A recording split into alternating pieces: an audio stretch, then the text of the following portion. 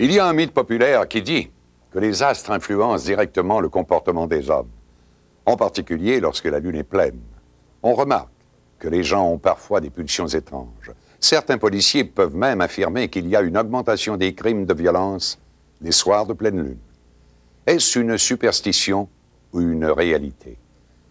Rien n'est encore prouvé. Pourtant, à 150 km de Montréal, dans les Laurentides, un vendredi 13 juillet, sous la lueur de la pleine lune, Suzanne Niel, un ancien mannequin de 34 ans, connaît une fin tragique.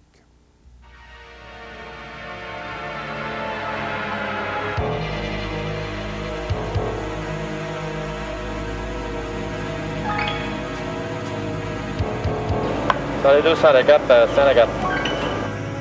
Monsieur Lompré, on vient de découvrir un cadavre sur le chemin principal, le coin Odette. Au lendemain de la pleine lune, à midi le 14 juillet 1984, on découvre le corps d'une femme en bordure de la route. Immédiatement, les policiers de la Sûreté du Québec sont appelés à se rendre sur les lieux. Cette jeune inconnue n'a aucune fracture sur le corps, mais seulement de profondes blessures à la tête, comme si l'agresseur s'était acharné sur son visage. Très vite, les policiers constatent que les circonstances qui entourent la mort de cette femme sont des plus mystérieuses.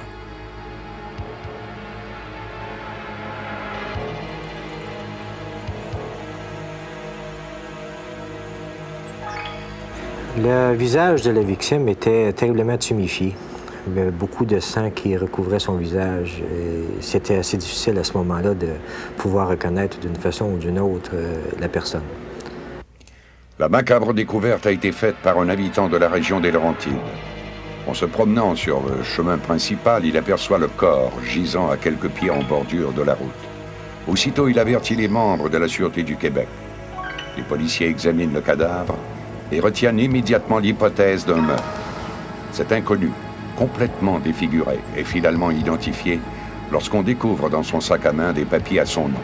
Suzanne Niel, une jeune femme de 34 ans, habitait Brébeuf, un village situé à environ 7 km du Mont-Tremblant. Dans quelles circonstances cette femme a-t-elle trouvé la mort? Certaines hypothèses sont rejetées, mais les principaux éléments qui ont conduit Suzanne Niel à cette fin cruelle demeurent toujours un mystère pour les enquêteurs. Les hypothèses d'une agression sexuelle ont été écartées, tout comme l'hypothèse du vol a aussi été écartée. Pourquoi Suzanne Niel a-t-elle été tuée? Quels sont les mobiles du crime? Les policiers s'interrogent encore aujourd'hui.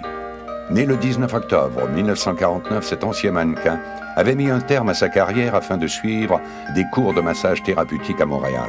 Suzanne Niel était une fille très attachante. C'était le genre de fille qui parlait à tout le monde et qui avait gardé, malgré ses 34 ans, une certaine naïveté d'adolescente. Serait-ce cette naïveté qui aurait mené Suzanne Niel à sa mort?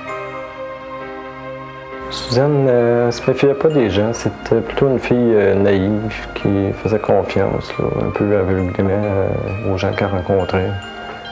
Puis elle était très sociable. C'était son côté social, là, de faire confiance aux gens. C'était le genre impulsive, vivait beaucoup d'après ses émotions. Cette confiance aveugle envers les gens est-elle à l'origine de la mort de Suzanne Niel? S'est-elle retrouvée avec quelqu'un quelque part où il ne fallait pas? Est-elle victime d'un crime passionnel ou d'un règlement de compte? Tout peut être possible. Mais la seule chose que les policiers affirment avec certitude, c'est que la mort de Suzanne Niel ne remonte pas à très longtemps. Lorsque le corps a été trouvé, ça faisait au moins 12 heures que la personne était morte et qu'elle était dans cette position. D'autre part, si je reviens au contenu gastrique que j'ai trouvé dans le corps, il y avait une quantité de pâtes alimentaires bien reconnaissable comme étant du spaghetti et des fragments de viande mêlés à du sang. Alors, en considérant le volume et la constitution de ce repas, de quoi il est formé, et qu'il n'est pas digéré, ça ferait moins de 3 heures que la personne est décédée après avoir mangé. Suzanne Niel a donc été tuée la veille, le vendredi 13, soir de pleine lune. 12 heures auparavant, Suzanne Niel était toujours vivante. L'enquête menée auprès de ses proches et de certains témoins a permis à la Sûreté du Québec de reconstituer une partie de la soirée de Suzanne Niel. Ce soir-là, loin de se douter de ce qui l'attendait, Suzanne décide de passer la soirée à Saint-Jovite avec une de ses amies. Elles se rendront au village avec son copain. Leur liaison étant sur le point de se terminer, ils ne passeront pas la soirée ensemble. Il est environ 20 h lorsque Suzanne Niel arrive finalement à la boutique où travaille son amie Lucie. Ah, salut Lucie! J'ai vu Suzanne, elle était venue à la boutique où je travaillais, puis elle est venue pour me demander pour aller souper avec elle, sortir dans la soirée ensemble, mais comme je travaillais un vendredi soir, c'était jusqu'à 9 h, donc elle est partie de son côté, je pense que c'était du pour aller manger, puis je suis allée la rencontrer peut-être plus tard. Seule, Suzanne Niel quitte alors la boutique de Lucie Lamy. Elle aurait marché un peu dans le village de Saint-Jovite et c'est à cet instant qu'elle rencontre deux amis à la terrasse du restaurant La Maison du Spaghetti. Rien ne semble perturber le calme de Suzanne Niel, qui ne se doute pas qu'elle mange son dernier repas. Il est 20h45 lorsque Suzanne termine son assiette. Selon l'autopsie du pathologiste, elle n'aura pas le temps de digérer son plat car elle sera agressée moins de 3 heures après avoir mangé. Peu de temps après, Suzanne Niel est aperçue au Studio 25, un bar de Saint-Jovite situé à 5 minutes de marche du restaurant où elle a mangé. Il est 21h45 lorsque Patrice Godard, un ami de Suzanne, entre au Studio 25. Immédiatement, il la remarque, elle est seule au bar.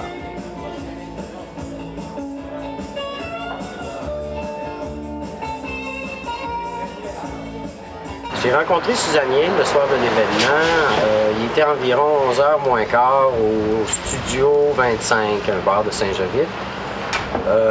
Je l'ai rencontrée très rapidement. Je rentrais dans le bar, puis elle était sur le point de sortir. Elle m'a demandé un livre pour aller au loin. Comme je venais d'arriver, je lui ai dit que je voulais prendre une coupe de consommation, puis j'irais peut-être plus tard, mais elle a décidé qu'elle voulait partir tout de suite, elle est donc partie.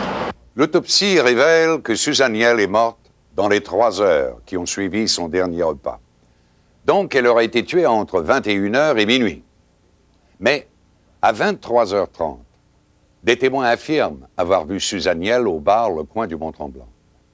Que s'est-il passé dans cette demi-heure entre 23h30 et minuit? Aucun témoin ne peut éclaircir ce mystère. Suzanne Niel habitait Brébeuf, situé au sud de Tremblant. Mais pourtant, elle a été trouvée morte à 1,7 km au nord du village de Mont-Tremblant. Comment s'est-elle retrouvée à cet endroit-là? À sa sortie du bar Le Coin, Suzanne Niel a peut-être croisé quelqu'un et décidé de ne pas rentrer chez elle. Une autre hypothèse est possible. Suzanne Niel serait montée dans un véhicule qui passait sur la route déserte. Une chose est certaine, c'est que la personne qu'elle a rencontrée à sa sortie du bar était son agresseur. Suite au rapport du pathologiste, les enquêteurs ont même émis l'hypothèse que Suzanne Niel connaissait peut-être cette personne. Suzanne Niel connaissait possiblement son agresseur dû au fait que nous n'avons retrouvé aucune marque de défense. Ce qu'on entend par marque de défense, ce sont des blessures qu'on va retrouver aux avant-bras, aux mains, quand une personne va être frappée. Frappée au visage, Suzanne Niel a eu le temps de voir venir son agresseur et de lever les bras pour se protéger des coups. Pourtant, son corps ne porte aucune blessure démontrant qu'elle se soit défendue, ni aucune marque indiquant qu'elle a été retenue ou attachée. De plus, des tests ont prouvé que Suzanne Niel n'était pas sous l'influence de la drogue ni de l'alcool. Tout nous porte donc à croire que Suzanne Niel se sentait en confiance devant cet agresseur éventuel, ce qui expliquerait pourquoi elle ne s'est pas défendue. Elle avait suivi des cours de karaté il y a 1 an ou 2, puis avec différents autres cours d'arts martiaux, elle avait fait de l'autodéfense. Moi, c'est ça qui m'a surpris qu'elle n'ait pas pu se sauver là, le soir que c'est arrivé, qu'elle s'est fait tuer. Là. Parce que, d'après moi, elle était capable de se défendre. Pourquoi Suzanne ne s'est-elle pas défendue? Selon l'expertise du médecin légiste, Suzanne aurait peut-être perdu l'équilibre en recevant un premier coup à la gorge. Et c'est à cet instant que l'agresseur aurait frappé Suzanne au visage avec un objet contondant, possiblement une barre de fer. Mais qu'est-ce qui a poussé l'agresseur à s'attaquer si violemment à son visage? Est-ce par jalousie ou simple cruauté qu'il a sauvagement défiguré Suzanne Niel? Un agresseur qui utilise un objet contondant pour attaquer sa victime va de prédilection à la tête plutôt qu'au bras ou à la jambe. Dans les cas d'agression à l'aide d'un objet contondant, on retrouve les blessures au niveau du visage, de la tête. Contrairement à une agression avec un couteau ou un pic où on va retrouver la majorité des blessures au niveau du thorax. Alors, c'est la raison pour laquelle nous retrouvons la majorité des blessures à ce niveau-là. Au fil de l'enquête, les policiers ont pu évaluer l'heure approximative de la mort de Suzanne et la façon qu'elle a été tuée. Mais quel est le mobile du crime? Les agents de la Sûreté du Québec ont minutieusement fouillé tous les terrains avoisinants et rien n'a été découvert. Cependant, on pense que Suzanne n'aurait pas été assassinée à l'endroit où son corps a été retrouvé. Où a-t-elle été tuée? C'est peut-être là la clé du mystère. Le crime n'a pas été commis à l'endroit où le corps a été retrouvé, dû au fait de la situation des vêtements, avalés, enroulés, comme si on avait traîné la personne. L'agresseur a probablement cherché à éloigner le cadavre de l'endroit où l'agression a eu lieu, pour la raison aussi simple comme il aurait pu être vu dans cette région immédiate en compagnie de Suzanne Hiel, où son véhicule aurait pu être vu, etc. Suzanne était une jeune femme sympathique et pleine de vie. Pourquoi a-t-elle été tuée? Les membres de sa famille croient que l'auteur de ce crime injustifié doit être puni. Quelqu'un, quelque part, peut aider à résoudre le mystère entourant le meurtre de Suzanne Hiel. Si vous croyez posséder des renseignements concernant cette affaire, s'il vous plaît, communiquez avec le bureau de la Sûreté du Québec de votre région ou à Montréal